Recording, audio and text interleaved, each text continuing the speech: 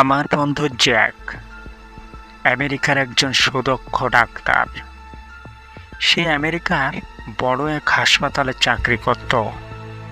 তার একটা সুন্দরী সুনয়না স্ত্রী ছিল। স্ত্রীর নাম ছিল মেরি। হঠাৎ একদিন স্পন্দন ফেটে মারা যায় তার স্ত্রী। তাই জ্যাক সইতে না পেরে তার স্ত্রীকে দাফন করতে না দিয়ে তাকে ল্যাবরেটরিতেই রেখে দেয় তাকে পরীক্ষা করার জন্য এবং তাকে পুনরায় আবার জীবিত করার জন্য নিপুণ হাতে কাজ চালাচ্ছিল। একদিন তাকে দ্বীপের বাইরে এনে তাকে সেই পূর্বের মতো সাজানোর চেষ্টা করছিল। যদিও মৃত, মন তো মানে না, তার চোখে আয়লানা দিল। জ্যাকের স্ত্রী ছিল তাকানো অবস্থায়।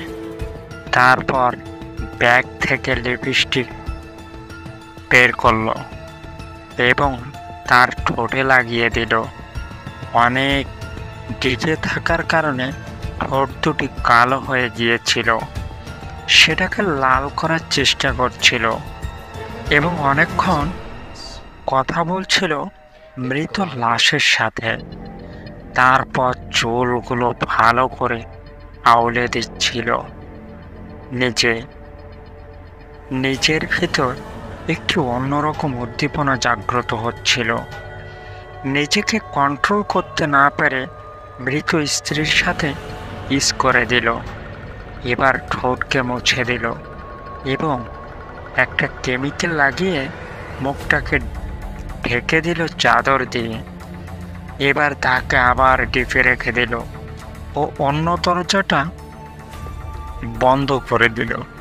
কিন্তু কি ভয়ঙ্কর দৃশ্য শুরু হলো। মৃত স্ত্রী দ্বীপের ভিতর নড়ে উঠল। এদিকে জ্যাক বেরিয়ে যাওয়ার পথে দ্বীপ থেকে একটা আওয়াজ শুনতে পেল। সে থমকে দাঁড়িয়ে পিছন ফিরে তাকালো। দেখতে পেল দ্বীপের দরজাটি খোলা। জ্যাক হতভম্ব হয়ে গেল। কে খুলল দরজাটি? সে পিছন ফিরে আসতে লাগলো। এসে দ্বীপের দরজা আবার বন্ধ করে দিল। এবার জ্যাক ফিরে যাচ্ছিল। পিছন থেকে আবার কেমন এক ভয়ঙ্কর আওয়াজ আসলো।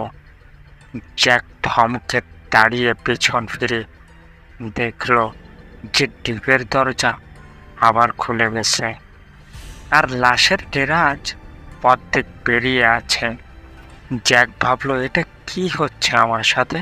যেই না ডেরাজটাকে ভিতরে ঢুকিয়ে দরজা বন্ধ করতে যাবে, অমনি প্রথমে লাশের হাড়, তারপর মাথা, তারপর সমস্ত শরীর বের করে দাঁড়িয়ে গেল। তার মুখ থেকে কি যেন বেয়ে বেয়ে পড়ছিল, যা ছিল ভয়ানক দুর্গন্ধ। এবার জ্যাক ভয়ে বসে পড়ল মাটিতে ও পিছু হাঁটতে থাকলো। এক পর্যায়ে তার মৃত স্ত্রী এবার কাছে যেয়েই তাকে কিস করলো। তারপর আর কিছু জানা যায়নি। হঠাৎ লাইটগুলো সব বন্ধ হয়ে গেল। সকালে আমি তার সাথে দেখা করতে গেলাম। দেখলাম সেও তার স্ত্রীর মতো হিংস্র হয়ে গেছে। পরে সিসি ফুটেজ দেখে সব জানতে পারি। যাই হোক বন্ধুরা, এটা ছিল শিক্ষামূলক একটি ভিডিও, যার দ্বারা আমরা বুঝলাম প্রিয়জন মৃত্যুর পর আর আপন থাকে না। তাই খবরদার, ভুলেও কেউ এমন করবেন না। ধন্যবাদ সবাইকে। ভালো থাকুন, সুস্থ থাকুন।